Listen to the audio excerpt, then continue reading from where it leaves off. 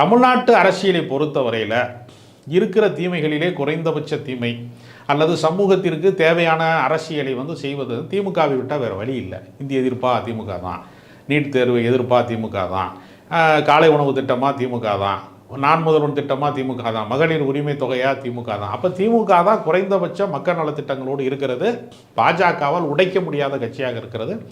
மற்றவர்களெல்லாம் பாஜகவினுடைய ரிமோட் கண்ட்ரோலாகத்தான் இருக்கிறார்கள். எனவே திமுகவை விட்டுவிட்டால் மதவாத அரசாங்கம் இங்கே உள்ளே வந்துவிடும், பாஜகவினுடைய அட்டூழியம் இங்கே உள்ளே வந்துவிடும், எடப்பாடி பழனிசாமியினுடைய ஆட்சியை போல ஒரு பலவீனப்பட்ட ஒரு ஆட்சியாக மாறிவிடுங்கிற காரணத்தினால முற்போக்கு சக்திகளாக இருக்கிறவர்கள், இடதுசாரிகளாக இருக்கிறவர்கள், அம்பேத்கரிய இயக்கமாக இருக்கக்கூடிய விடுதலை சிறுத்தைகள் போன்ற கட்சிகள் அல்லது தமிழக வாழ்வுரிமை கட்சி மாதிரி திரு வேல்முருகன் போன்றவர்கள் அத்தனை பேருமே பல முரண்பாடுகள் இருந்தாலும் திமுக கூட்டணியை கைவிட்டு விடக்கூடாது. ஏனென்றால் அதுதான் மதச்சார்பற்ற கூட்டணி, அதுதான் சமூக நீதி கூட்டணி என்கிற பார்வையில் இருக்கிறாங்க. அதற்கு ஒரு மாற்று உருவாகாத வரைக்கும் திமுகவை விட்டால் வேறு தமிழ்நாட்டுக்கு கதிமோட்சமில்லை.